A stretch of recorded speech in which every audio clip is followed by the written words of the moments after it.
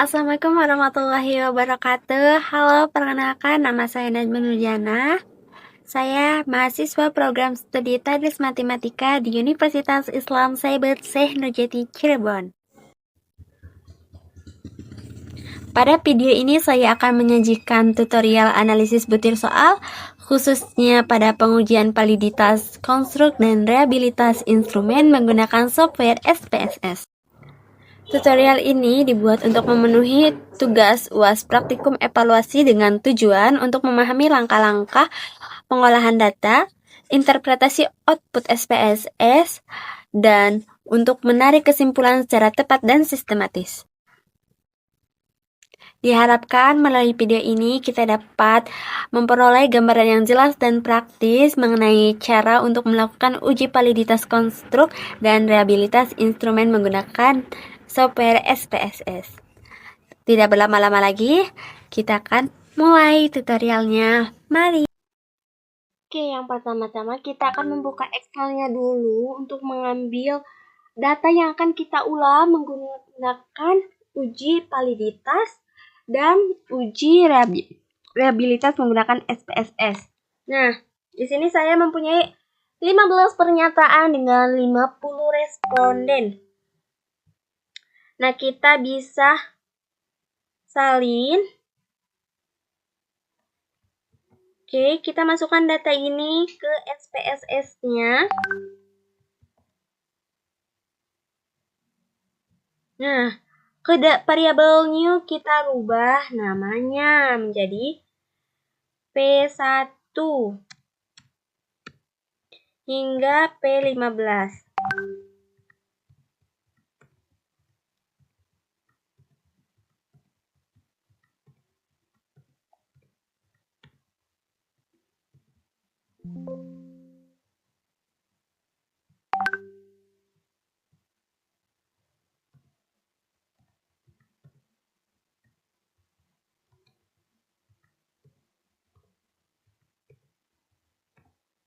Dan yang terakhir kita rubah menjadi total.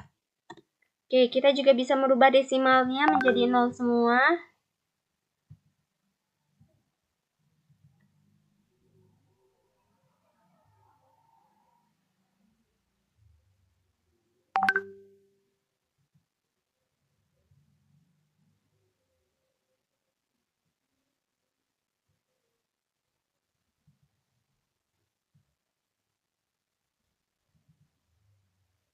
Terus ke data view lagi. Nah, kita akan menguji uji validitas terlebih dahulu dengan cara analyze, correlate, bivariate. Kita pindahkan semua datanya menggunakan CTRL-A, pindahkan semua. Kita centang persen dan one tiled, klik OK. Nah, ini dia hasil output dari uji validitas P1 sampai P15. Nah, di sini kita lihat P1 nilai persen korelatnya. Nilai persen korelatnya yaitu 0,676. Nah, gimana cara menghitungnya? Kita buka kriterianya. Di kriteria uji validitas persen, cara dasar pengambilannya itu jika R hitungnya lebih dari L tabel maka valid. Jika nilai R hitungnya kurang dari L tabel maka tidak valid. Nah, jika kita melihat dari nilai signifikannya, jika nilai signifikannya itu kurang dari 0,05 maka valid, dan jika nilai signifikannya lebih dari 0,05 itu tidak valid. Nah, R tabelnya kita lihat berapa R tabelnya. Karena kita mempunyai datanya itu 50 responden, maka cara menghitungnya DF sama dengan N dikurangi 2. N itu 50, yaitu respondennya, dan dikurangi 2, yaitu 45. Dengan nilai tingkat kepercayaannya itu 0,05 atau 95%. Nah, di 48, nilainya itu di 0,2787. Nah, kita kembali lagi ke SPSS-nya. Kita lihat outputnya. Di output ini kita bisa melihat R hitungnya yaitu 0,676 atau lebih dari R tabel. Maka nilainya valid. jika kita lihatnya dari nilai signifikannya itu di yang kedua, nilai sigmoidal. Nah, itu di angka 0, yaitu kurang dari 0,05, maka valid. Maka yang pertama ini menggunakan uji validitas konstruk untuk butir soal yang pertama valid. Nah, sekarang kita akan mengujikan uji reliabilitasnya. Nah, kita ke Young-Taylor-nya lagi, ke analyze, terus scale, reliability analysis. Kita pindahkan semua seperti tadi, CTRLA pindahkan. Nah, kita pindahkan lagi totalnya ke kotak yang sebelah kiri. Lalu ke statistik, kita centang yang scale if item deleted. Jika sudah, klik continue dan oke. Nah, di sini kita bisa melihat reliability statistiknya di angka crunch batch alpha-nya itu 0,8. Nah, dari kriteria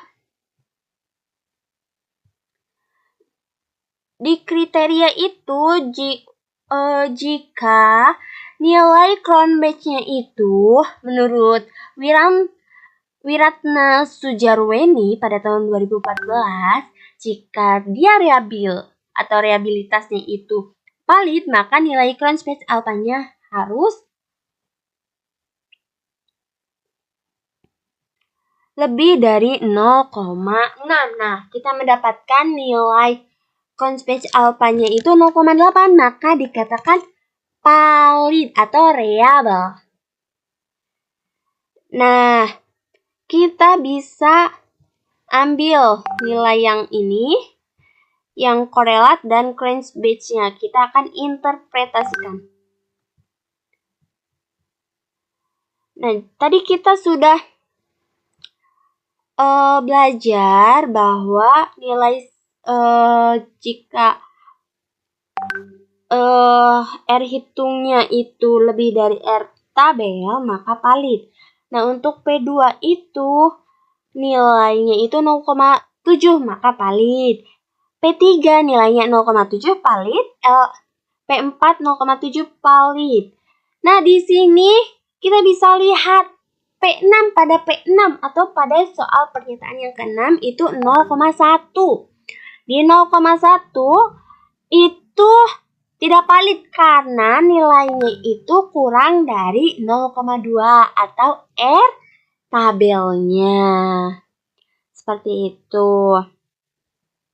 Dan di reliabilitas ini crunch batch alpha-nya itu 0,893. Maka dengan demikian dari 15 pernyataan tadi lolos uji reliabilitas karena nilai koefisiennya lebih dari 0,6.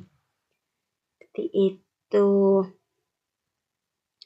Oke, mungkin cukup sekian yang bisa saya sampaikan. Kurang dan kurangnya mohon maaf. Wassalamualaikum warahmatullahi wabarakatuh.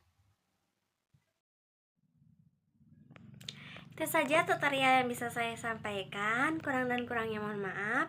Wassalamualaikum warahmatullahi wabarakatuh. Semoga bermanfaat.